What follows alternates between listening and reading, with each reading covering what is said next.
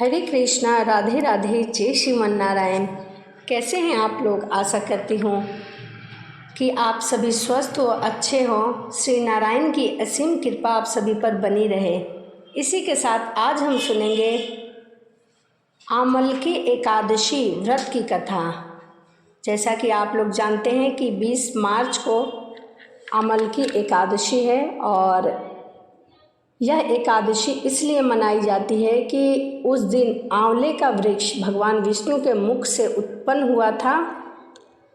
उसी दिन से यह आंवली एकादशी मनाई जाती है और कहते हैं कि आंवली एकादशी के दिन ब्रह्मा विष्णु महेश सभी जो हैं वो आंवले के वृक्ष के नीचे पाए जाते हैं। इसीलिए आंवली एकादशी के दिन आंवले के वृक्ष की पूजा बहुत ही महत्वपूर्ण बताई गई है। उस दिन आप आंवले के वृक्ष की पूजा या दर्शन करने से भी गौदान इतना पुण्य प्राप्त होता है। इसीलिए आंवले एकादशी के दिन आंवले के वृक्ष की पूजा करें, वहाँ घी का दिया लगाएं और 28 बार, 11 बार, 5 बार या फिर 108 बार आंवले की वृक्ष की परिक्रमा अवश्य करें।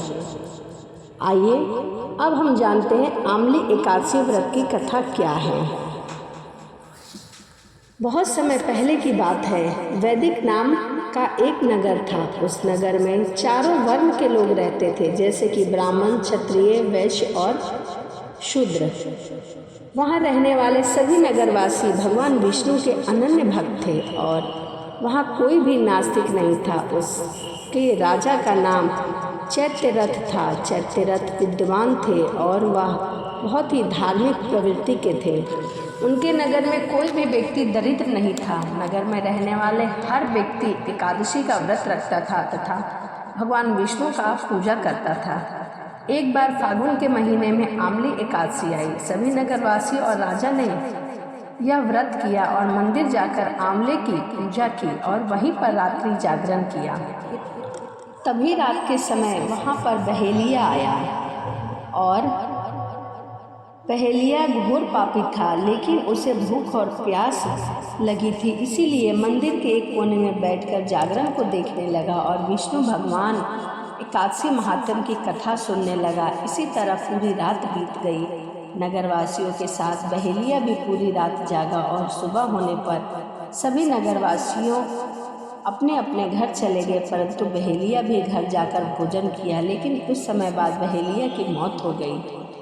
उसने आंवली एकादशी की व्रत की कथा और जागरण किया था, इसीलिए वह राजा विदुरथ के घर जन्म लिया। राजा ने उसका नाम वसुरथ रखा। बड़ा होकर वह नगर का राजा बना। एक दिन वह शिकार पर निकला, लेकिन बीच में ही मार्ग भूल गया। रास्ता भूल जाने के कारण वह एक पेड़ के नीचे सो गया। थोड़ी देर बाद वहीं मलेच्छ आ गए और राजा को अकेला देखकर उसे मारने की योजना बनाने लगे।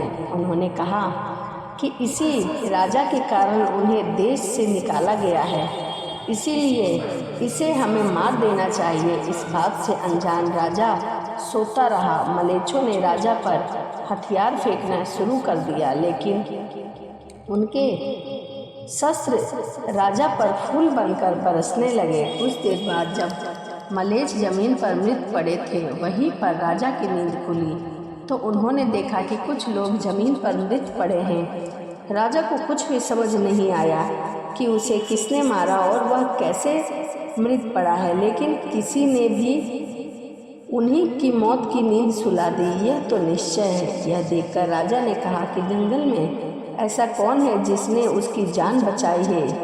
तभी आकाश से आकाशवाणी हुई कि हे राजन, भगवान विष्णु ने तुम्हारी जान बचाई है और किसी ने नहीं बचाई।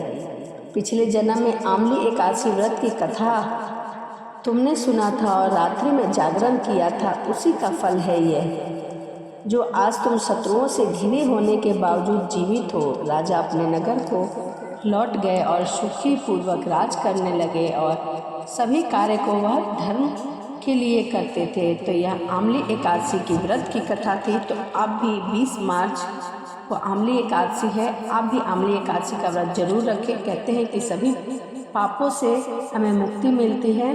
यदि आप व्रत नहीं रख सकते तो आंवले के वृक्ष की पूजा जरूर करें और एक घी का दिया लगाएं और 108 या फिर 11, यदि आप 108 नहीं लगा सकते तो 11 परिक्रमा लगाकर और भगवान नारायण से अपनी इच्छा के लिए कामना करें कि हे प्रभु, हे नाथ, मैं व्रत नहीं रख सकती।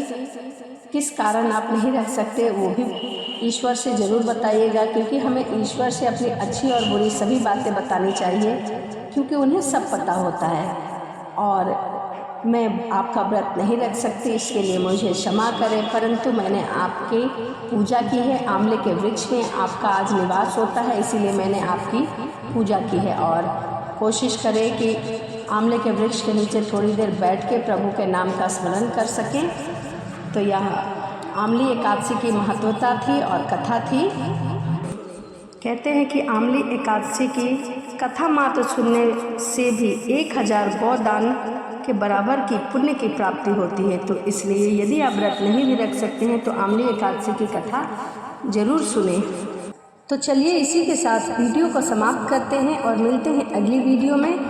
यदि आपको वीडियो अच्छी लगी हो तो कमेंट में राधे राधे लिखना ना भूलें। तो चलिए मिलते हैं अगली वीडियो में। राधे राधे, जय श्रीमन नारायण, हरे कृष्णा।